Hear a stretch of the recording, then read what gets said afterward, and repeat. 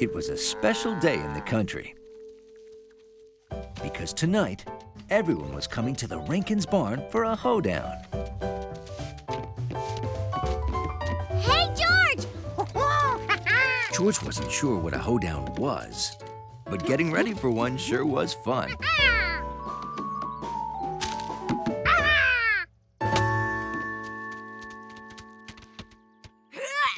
There we go. I tell you what, you kids don't know what you're in for. There'll be he-rides and square dancing. Oh, and best of all, there'll be real live bluegrass music. What's bluegrass? Oh, lightning-fast, foot-stomping music that'll make you want to jig. Oh, it's a hoot. Ooh. Huh? George, do you hear that?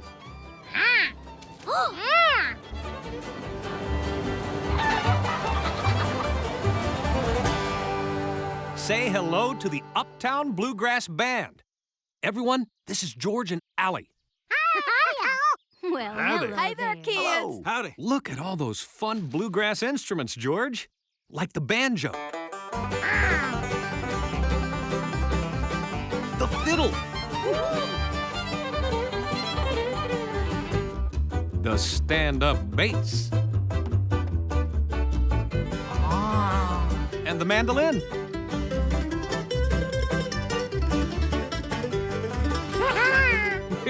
And don't forget old Bo, best guitar in the world. Of all the instruments, the guitar was George's favorite. It looked like the most fun to play.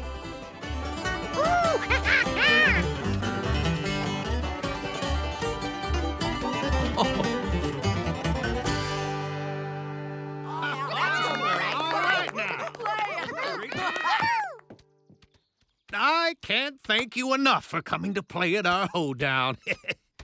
Well, couldn't let my old friend down. Thanks. Ooh. You like old Bo? You bet. Well, thanks. I made it myself. You Really? did? Now, that's a talent. It was easy. Huh? Anyone can make a guitar. All you need are the right parts. Ooh. Speaking of guitars, are you gonna play with us tonight? Oh, sure, I'd love to. What? Well, didn't you know? Your friend plays a mean bluegrass guitar. Oh. Yep. Here, take a strum on old Bo. Oh, old Bo? I can't. And besides, there's still so much to be done, and yeah, my guitar's back home, and Yeah, we'll get your guitar. Great. Hoedown's at 5 o'clock sharp. oh, 2 hours from now. Okay. Say, maybe you can help me think up lyrics for that song we were just playing. Oh, okay. You got it. Oh, Mr. Yellow Pants' guitar isn't all shiny like the pretty bluegrass one. Allie was right. The guitar didn't glimmer or shine. In fact, it was dusty. Oh, I know. Let's give it a bath. Grandma says there's nothing like a bath to make you bright and shiny.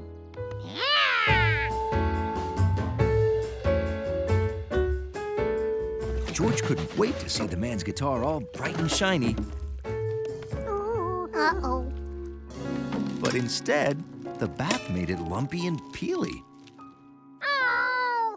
George needed another guitar for the man to play at the hoedown, and fast. And then he remembered. Anyone can make a guitar. You just need the right parts. George would make a new one. Great idea, George. We'll make a new and improved guitar.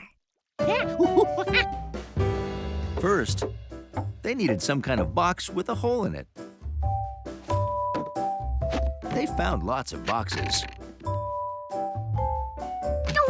but some of them were flimsy, and none of them had holes. It was time for the town of Lake Wanasink to have its 100-year anniversary party. George knew 100 was a lot because he once ordered 100 boxes of donuts, accidentally. The man with the yellow hat asked George to give invitations to all their friends. Gotta get things moving 'cause the day is almost here. This kind of thing just doesn't happen every year. Time to get the word out and you know that you can count on me. I'm gonna travel through the town from end to end, telling all the strangers and I'm telling all my friends. I'll make sure everyone in earshot will attend, yes indeed. It'll be bigger than your birthday or the 4th of July, like New Year's Eve confetti falling from the sky. Everyone will be there and we all agree that it's time to celebrate, so won't you celebrate? It's time to celebrate, so won't you celebrate with me? Everyone planned to attend, except those who already had plans to be on an iceberg. George couldn't wait for the party. George, we have to stop at Mr. Quint's and get the Anniversary Jubilaria. This is the Anniversary Jubilaria. It's as old as the town. 100 years. Ooh! We bring it out once a year at the town's anniversary party. 1 star has been added to it every year since the town was founded. Yeah, that's the one we just added. Number 100. Were there really 100 stars? George decided to count them. 1, 2, 3, 4, 5, 6, 7, 8, 9, 10. 10 stars. But he had one problem. Remember how to count to 100?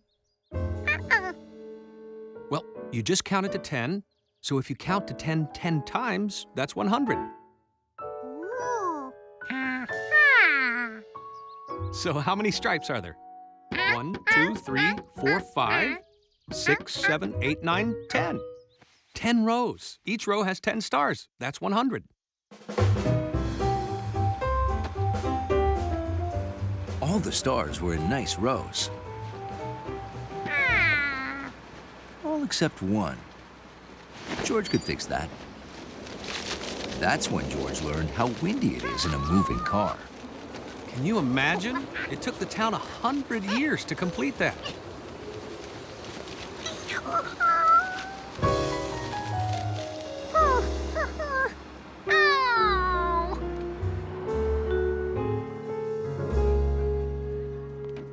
Oh, folks will go absolutely wild when they see all 100 stars on the Anniversary Jubilaria.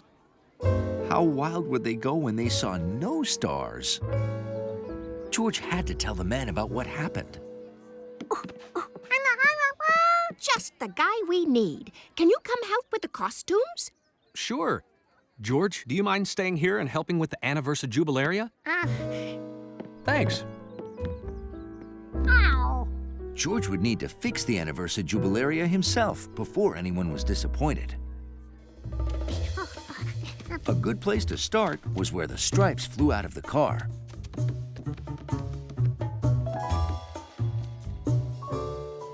And it was.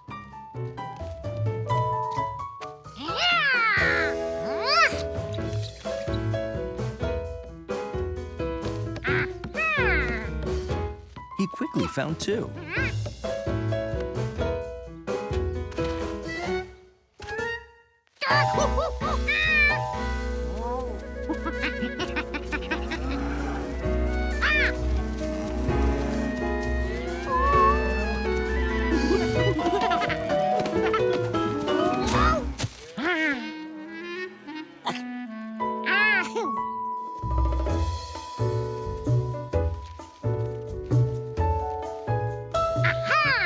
And there was a fourth.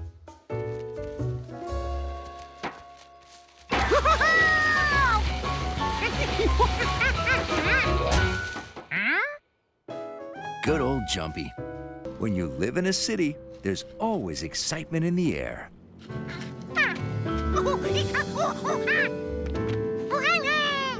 Monkeys love flying things. So when George heard Professor Wiseman had a plane that looked like a bird to follow other birds, he wanted to be sure to have a front row seat for the big launch.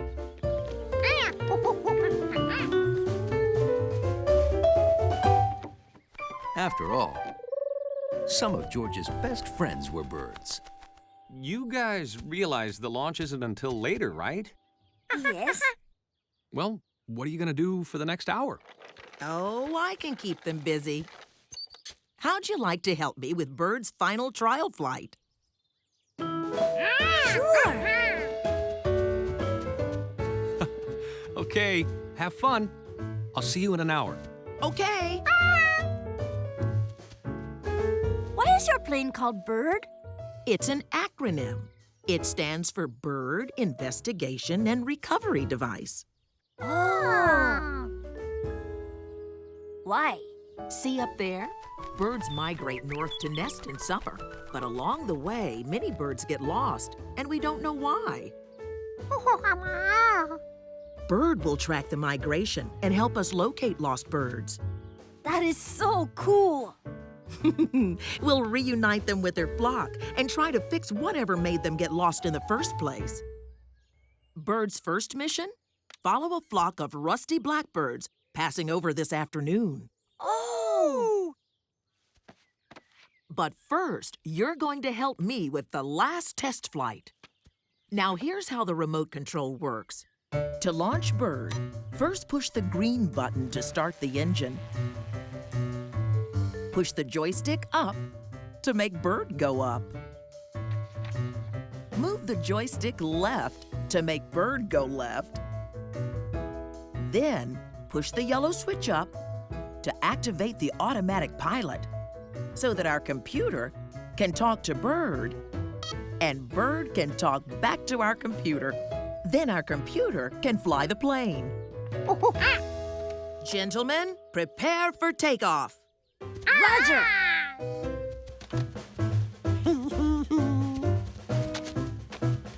Okay, I'm going to push the green button to turn Bird on.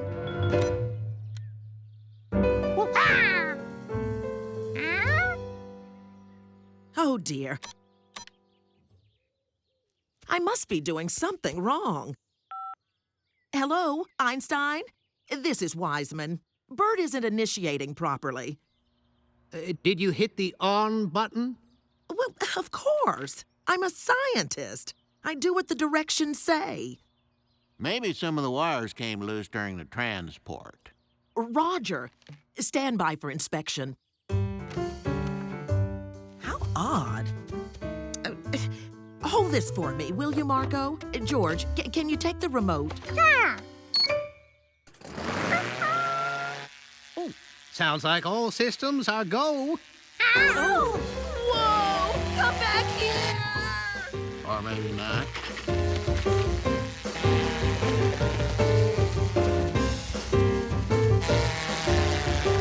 It shouldn't be able to do that. Scrub mission! Scrub mission! How'd you start the engine?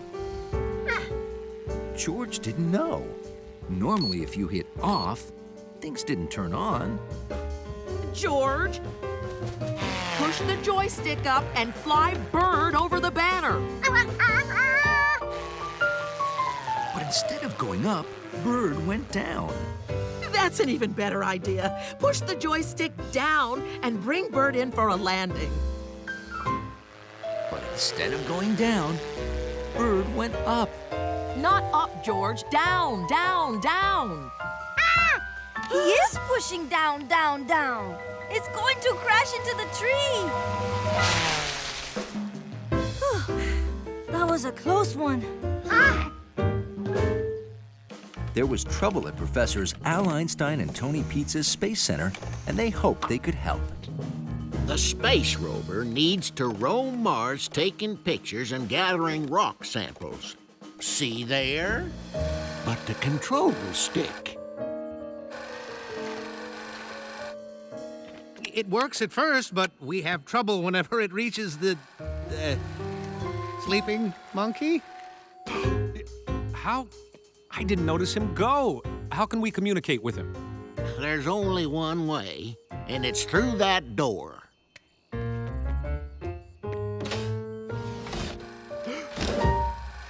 George? George? The Mars yard is supposed to be exactly like Mars. There are no monkeys sleeping on Mars. George knew the man was right because he'd been learning all about Mars. He'd learned things like Mars is called the Red Planet because its soil contains red iron.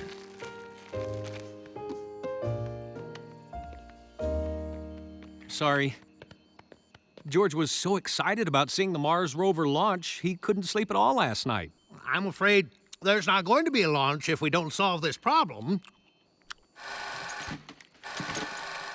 It's stuck again. Well, but why? Are you chewing gum? Oh, how impolite of me.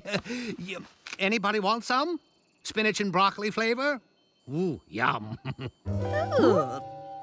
Now, you know there's no gum chewing in Mission Control, Einstein. Sorry, pizza.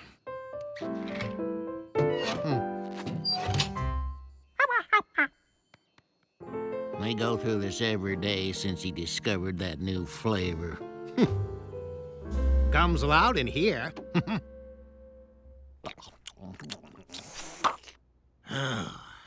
We must figure out what is causing the rover's controls to stick or cancel the launch. Well, since Mars is very different than Earth, is it possible the controls wouldn't stick there?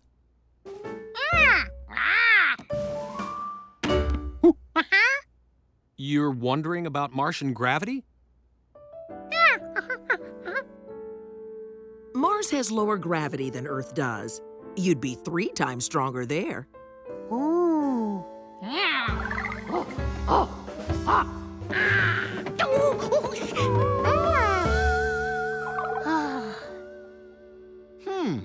If the pull of Earth's gravity is causing the sticking, it might not stick in Mars' low gravity. That's true. But what if it does still stick? George wanted to help, but he was tired. When the rover sticks, we can get it going again by giving it a good push. If only we could send someone to Mars to push it. Nothing puts a monkey to sleep like a lot of grown-ups talking. Wake up, George. It's time to go. George had slept through his whole visit. You don't want to go?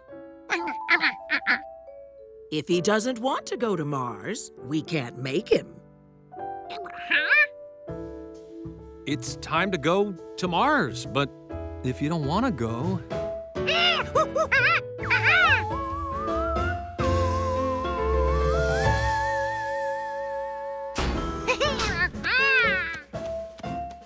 Ooh, ready to be the first monkey on Mars? It's an important mission, George. If the rover sticks, your job is to give it a good push.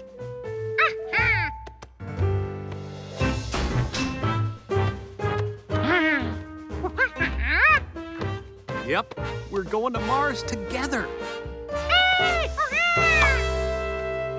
3, 2, 1, liftoff. We're going to Mars!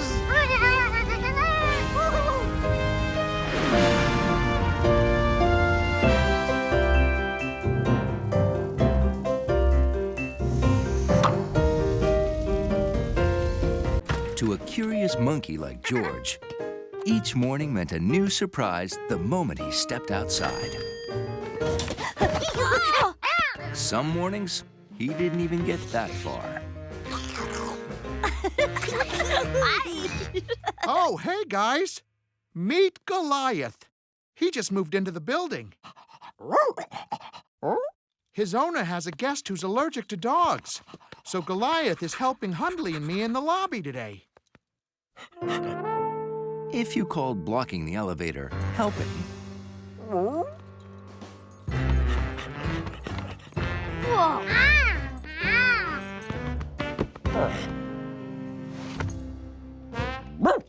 Oh, a delivery. Wow, look at all the packages. It's new lights for the hallways. Let's store them in the basement until the electrician comes.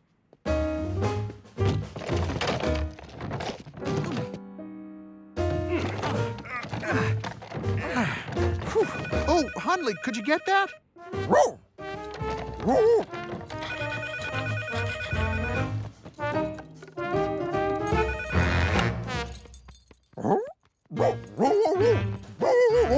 that was not a chew toy.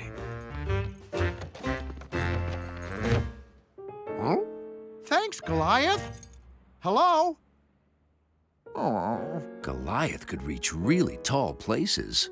Hundley wondered if the doorman's job would be easier with someone like Goliath. He could put mail in the high mailboxes and take it back out again. He could call elevators. He could probably even put the star on top of the Christmas tree. No problem.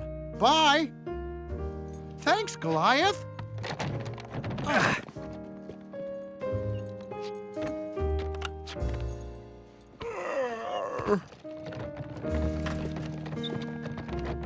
That Goliath sure is a big help, isn't he? He sure is. It was true. The doorman did want a taller door dog. George wondered what would cheer up Hundley. Maybe he'd be happier if he were tall like Goliath. Hey, I know how we can make Hundley taller. Stilts! I had a pair when I was little. They're fun.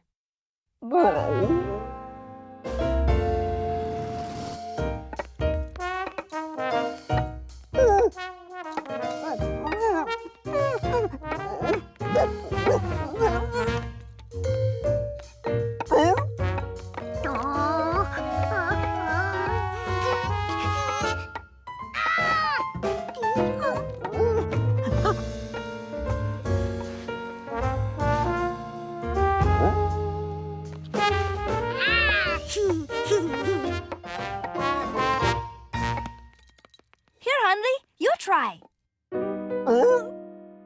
Then George realized dachshunds couldn't use stilts. They didn't have hands to hold on to them. If only they made stilts you didn't have to hang on to. What do you know? They did. All George needed were dog shoes with platform soles.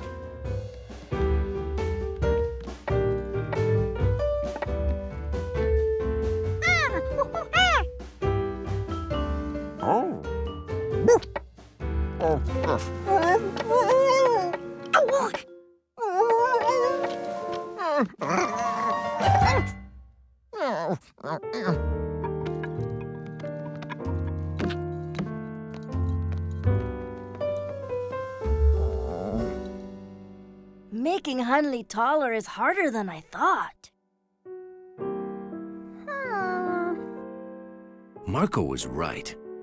Maybe they could find another way to make him taller to cheer him up.